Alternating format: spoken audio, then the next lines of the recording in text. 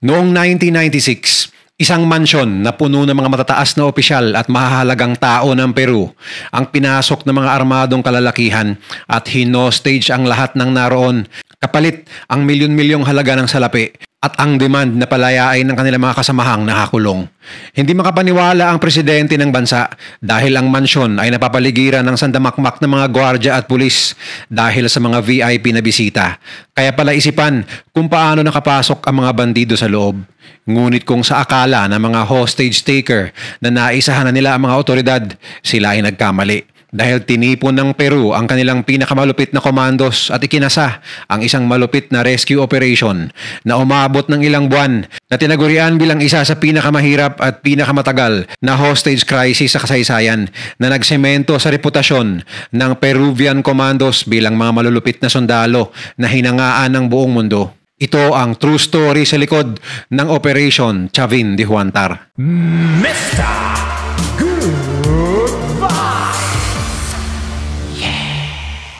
December 17 ng taong yun, masayang nagsama-sama ang samot-saring mga malalaking tao sa Peru. 450 na bisita na binubuo ng mga matataas na pinuno ng gobyerno, mga mayayamang negosyante, diplomats, mga VIP at mga general ang pumunta sa bahay na tinitirhan ng Japanese ambassador, Morihisa Aoki, sa sentro ng Peru. Dahil ang araw na yun ay isang selebrasyon para sa kaarawan ng nooy Japanese Emperor Akihito. Dahil dadaluhan ito ng maraming importante at mga prominenteng personalidad ng Peru, ang bahay ay pinalibutan ng mahigpit na seguridad upang maiwasan ang kahit na anong uri ng problema. Nakakalat ang mga gwardya, mga militar at mga pulis sa bawat lagusan sa buong paligid at ang naturang gusali ay mayroon ring nagtataasang pader at mga bulletproof na mga bintana at pintuan na pumapalibot. Kaya naman tila napaka-imposible na makapasok dito ang sinumang may balak ng masama laban sa mga tao sa loob. Nang gabing yon, kakarating lang sa party si Admiral Luis Giampietri, isang mataas na opisyal ng Peruvian Intelligence Services. Ang lalaking magiging susi pala sa nakaambang problema na mararanasan ng lahat ng dumalo sa selebrasyon. Present din ang dating Supreme Court Justice na si Carlos Ernesto Guisti Acuña at ang pinakaimportanteng pangalan sa listahan na si Peruvian Foreign Minister Francisco Tudela. Maayos naman sana ang naging takbo ng diplomatikong handaan, kagaya ng ibang salo-salo. Nagkukwentuhan lang ang mga tao sa loob, nagiinuman ng champagne at wine, at para lang talaga itong isang normal na selebrasyon na dinaluhan ng mga malalaking tao sa Peru.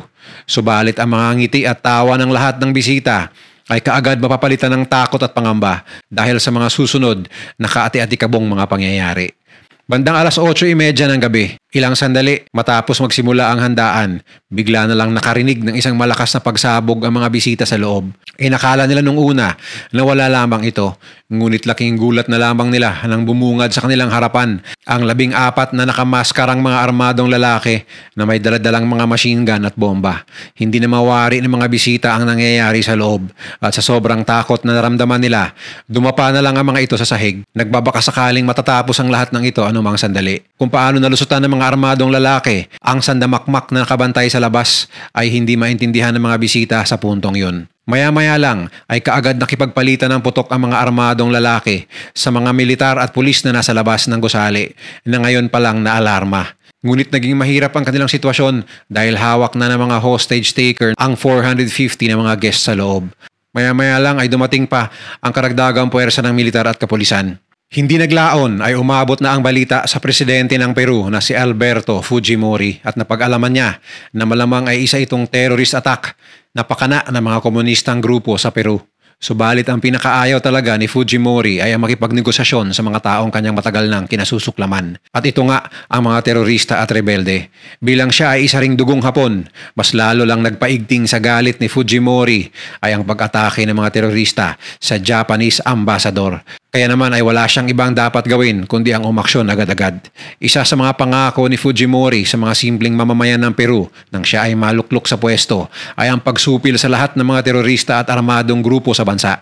Dalawa sa pinaka-notorious na grupo noong dekada 90 ay ang tanyag na Shining Path at ang Tupac Amaru, mga militanteng grupo na may layuning pabagsakin ang Peruvian government gamit ang madugong paghihimagsik upang palitan ang demokrasya at gawin itong komunista. Dahil sa mga brutal at bayolenteng pamamaraan ng dalawang grupong ito, tinuturing ang mga ito bilang isang delikadong terrorist group. Matapos masigurong kontrolado na nila ang sitwasyon, nagpakilala na ang mga armadong lalaki at ibinalandra ang kanilang watawat. Anila, sila ay mga miyembro ng Tupac Amaru Revolutionary Movement o mas kilala sa palayaw na MRTA o Movimiento Revolucionario Tupac Amaru, isang Peruvian communist group na may koneksyon sa mga komunista sa Cuba at wala silang ibang mithiin kundi ang pabagsakin ang gobyerno ng Peru. Doon na napagtanto ng isa sa mga bisita na si Foreign Minister Tudela na isa itong planadong pangho-hostage sa mga matataas na opisyal ng gobyerno. Talagang walang sinabi ang mahigpit na seguridad sa paligid dahil pinasok ng mga armadong komunista ang gusali sa pamamagitan ng pagpapasabog sa isang tagong parte ng mga pader. Pagsapit ng alas 9 ng gabi ng parehong araw, nagbarilan na naman ang mga pulis at mga komunista nang muling sinubukan ng mga otoridad na makapasok sa naturang gusali. Ngunit hawak-hawak ng grupo ang Japanese ambassador at ang iba pang mahalagang bisita. Pinilit ng mga armadong lalaki si Ambassador Morihisa na imungkahi sa mga pulis na umatras. At doon lang natapos ang putukan. Doon na rin nila napagtanto na magiging delikado ang diretsong pagpasok sa harapan dahil taimtim na naghanda ang mga miyembro ng Tupac Amaru at baka maging madugo ang mangyayaring engkwentro.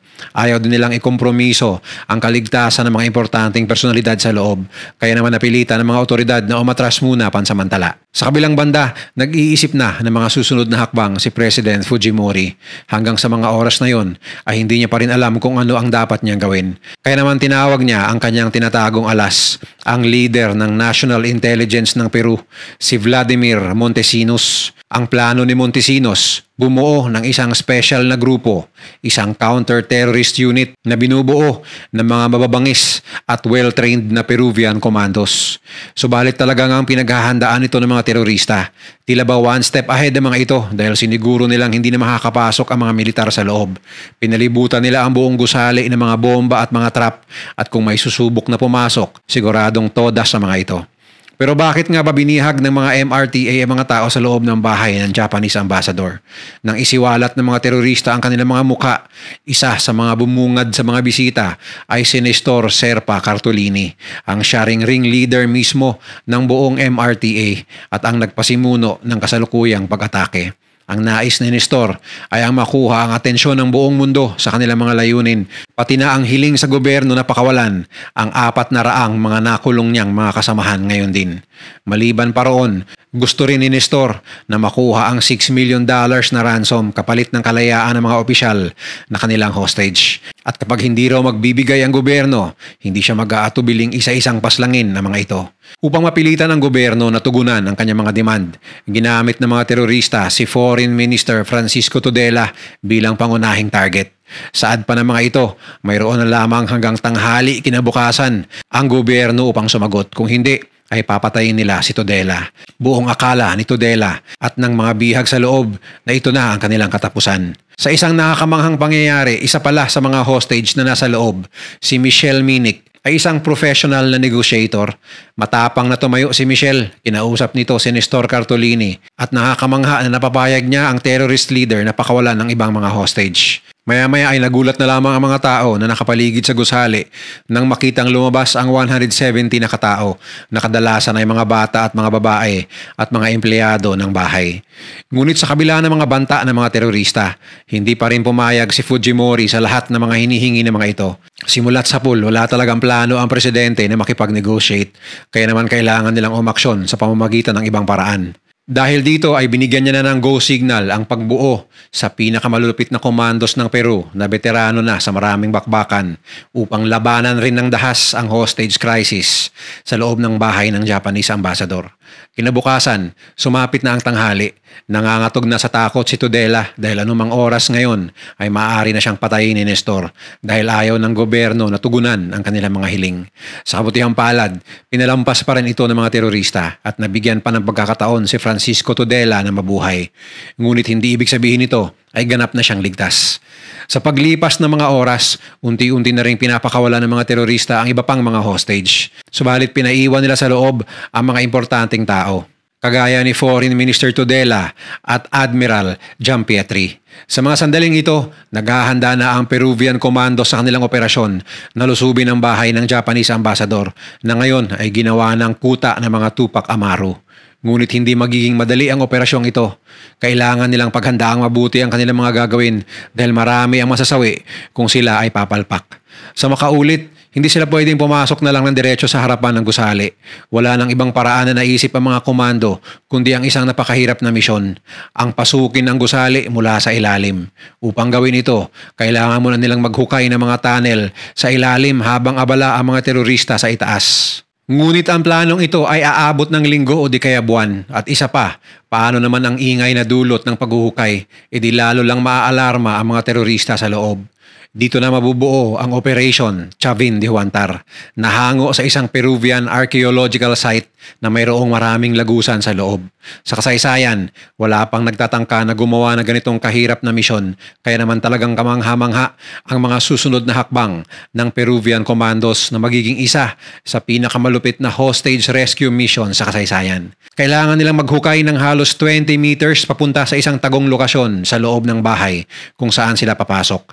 Ang problema nga lang, hindi sila pwedeng gumamit ng malalakas na makinarya dahil maririnig ng mga terorista ang kanilang mga ginagawa sa ilalim kaya talagang hindi magiging madali ang kanilang gagawin.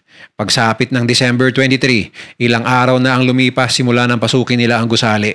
Nakakatuwa lang isipin na bagamat binansagan silang mga terorista, ay naniniwala pa rin ang grupo sa diwa ng Pasko. Bago ang bisperas, nagpakawala silang muli ng marami pang mga hostages hanggang sa 72 na lamang ang naiwan na bihag sa loob. Doon na nga nagpasko at nagbagong taon ng mga bihag. Sa lahat ng mga ginusto ng leader ng grupo na si Nestor Cartolini, ang tanging matagumpay niyang nakuha ay ang kunin ng atensyon ng media sa iba't ibang panig ng mundo. Inakala ng lahat na wala masyadong ginagawa si President Fujimori tungkol sa sitwasyon. Kaya naman isang araw, ipinarada ni Fujimori ang mga tangke na militar sa labas ng gusali at pinatugtog ang napakalakas na mga speaker upang madistract ang mga terorista. Lahat pala ng ito ay upang itago ang tunay na intensyon ni Fujimori. Ang simulan na ang paghuhukay ng underground tunnel para sa Operation Chavin de Huantar. Lumipas sa mga araw hanggang naging ilang linggo at ang bawat linggo ay naging ilang buwan. Naging matigas sa isa't isa ang gobyerno at mga terorista. Parehong ayaw sumuko ng dalawang kampo kaya naman mas lalong humaba at masalimuot na standoff sa pagitan ni Fujimori at ng Tupac Amaru. Sumapit na ang mahigit 4 na buwan noong Abril 1997 at itinigil na ng gobyerno ang supply ng kuryente at tubig sa loob ng gusali sa layunin na ipitin at i-pressure ang mga terorista. Ang problema nga lang, apektado rin dito ang mga natitirang hostage sa loob. Uhaw, init, pagod at pagkabanas.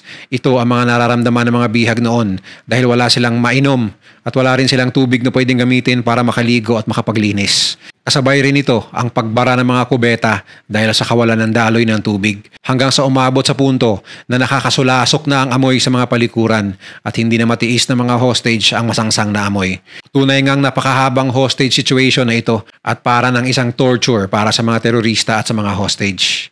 Lumipas pa ang ilang mga araw at tila ba wala pa ring pagbabago sa kanilang sitwasyon. Ayaw pa rin ni Fujimori na ibigay ang mga hinihingi ng mga terorista kapalit ng mga hostage. At tila ba hindi na rin mapakali ang leader ng grupo na si Nestor Cartolini. Buti na lang at kahit papaano ay umaaksyon ng ibang organisasyon sa bansa kagaya ng Red Cross na nagsusupply ng tubig at pagkain sa mga hostage ng mga panahong yon. Kasabay ng mga pang-araw-araw na supply, nagpapadala rin ang Red Cross ng mga kahon na may lamang libro at board games papunta sa loob upang bigyan ng pampalipas oras sa mga bihag. Dahil dito, pansamantalang nasolusyonan ang mga pangangailangan ng mga natitirang hostage. Subalit lingid sa kaalaman ng lahat na ang hakbang na ito ay bahagi pala ng misyon ng Peruvian government para sa nakakamanghang rescue operation sa mga hostage mula sa kamay ng mga MRTA. Walang nakakaalam kahit ang Red Cross na ang mga package na dinadala nila sa loob ay may nakatagong mga high-tech na mga gadget kagaya ng camera at maliliit na microphone. Lahat ng ito ay para sa isang tao na magiging susi ng katapusan ng masalimuot na hostage crisis na ito, si Admiral Luis Giampietri, isang mataas na opisyal ng Navy at isa ring dating Special Forces na sanay sa gintong uri ng sitwasyon. Nakakubli sa mga libro, mga laruan at iba't ibang supply ang mga napakaliit na mga mikropono na ginawa ng Peruvian Intelligence Service. Ang mga microphone na ito na sinlaki lamang ng posporo ang magsisilbing instrumento upang marinig ng mga otoridad na nasa labas kung ano na ang mga nangyayari sa loob. Sa paraang ito, magkakaroon sila ng ideya sa mga susunod nilang hakbang. Sa loob ng ilang linggo, nakatanggap si Admiral Giampietri ng mahigit 800 microphones na kanya namang ikinalat sa buong lugar. Subalit hindi ganito kadali matatapos ang suliraning ito. Sa pagkakataong yon, kailangang mapanatili ni Giampietri na sikreto ang operasyon dahil baka malagay sa alanganin ang kanyang buhay at ang lahat ng naiwang hostage sa oras na malaman ng mga terorista ang ginagawa ng mga otoridad. Upang maiwasang ma-detect, nagsasalita si Giampietri sa isang microphone na nakatago sa Biblia.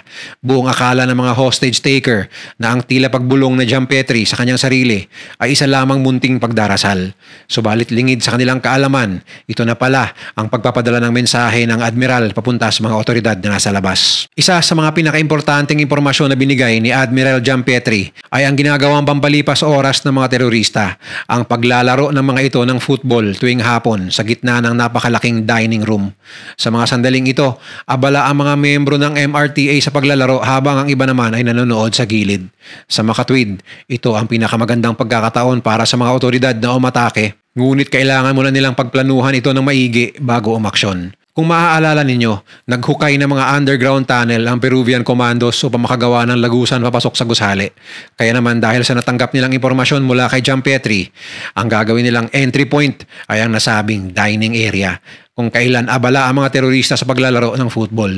Sa mismong ilalim ng sahig na pinaglalaroan ng mga terorista, papasok ang mga komando at gamit ang kanilang malalakas na bomba, tatangkain nilang pabagsakin ang karamihan sa mga armadong lalaki. Ilang linggo na nila itong pinagplanuhan na mabuti at ito na ang kanilang malaking oportunidad na sumalakay. Ilang beses nang pinagpraktisan ng mahigit 150 commandos ang operasyon at gumawa pa nga sila ng isang replika ng mga underground tunnel upang maperpekto ang kanilang mga galaw. Handang-handa na sila sa kahit anumang mangyayari. Subalit mayroong malaking problema sa hindi malamang dahilan. Natunugan ng leader ng mga terorista na si Nestor Cartolini na naghuhukay pala ang mga sundalo ng mga lagusan sa ilalim ng gusali. Labis ang galit na naramdaman ni Nestor at sa kanyang pagkainis, binalaan niya ang mga otoridad na totodasin na niya ang mga hostage kung hindi sila hihinto sa paghuhukay. Kaya naman noong April 22, 1997, napilitan na ang mga komando na sa wakas ay ilungsad na ang operasyon. Kaya bandang 3:00 ng hapon ng araw na yon, habang naglalaro na naman ang ibang mga terorista ng football sa isang kwarto, nagpadala si Giampietri ng isang mensahe sa mga komando upang kumpirmahin na maaari na silang pumasok. Maya-maya pa ay bigla na lang nayanig ang lahat nang marinig nila ang isang napakalaking pagsabog. Sapul agad sa pagsabog ng bomba ang naglalarong mga terorista at ang iba ay bumagsak sa butas ng sahig. Walang ano-ano'y umusbong ang mga komando mula sa ilalim ng butas. May isa pang grupo ng mga sundalo ang pumasok naman mula sa main entrance ng gusali at ilang sandali lang ay napapalibutan na ang mga terorista ng daang-daang mga Peruvian komando na handang kumitil upang ma-rescue ang mga hostage. Isa-isang pinaslang ng mga komando ang mga hostage taker na kanilang nadadaanan habang ang ibang grupo naman ay dahan-dahan nang ini-evacuate ang mga hostage. Sa loob lamang ng 15 minuto, nakalabas na ang lahat ng hostage maliban na lang kay Francisco Tudela. Sa kabutihang palad, hindi rin tumagal ay na-rescue rin si Tudela at tagumpay na napaslang ng mga komando ang lahat ng mga terorista, kabilang na ang kanilang leader na si Cartolini. Subalit isa sa mga hostage ang hindi pinalad matapos itong masawi dahil sa atake sa puso. 2 komando rin ang napuruhan dahil sa barilan na kanila ring ikinasawi. Sa loob lamang ng kalahating oras ay natapos na ang mahigit 126 days na hostage crisis na naging isa sa pinakamahaba sa modernong panahon. Halos 3 dekada na ang lumipas, ngunit bakas pa rin sa memorya ng mga taga-Peru ang nangyari ng araw na yon. At kung gaano kamangha-mangha at nakakabilib ang ginawa ng mga otoridad, lalo na ng mga Peruvian komando na ibinuwis ang kanilang buhay upang tagumpay na maisagawa ang isa sa pinakamabangis at pinakamatagal na hostage rescue mission sa kasaysayan. Kung nagustuhan mo ang video na to, share mo naman sa iba at mag-subscribe ka na rin. Panoorin mo na rin yung mga videos na nasa kanan para lalo pang maubos ang oras mo.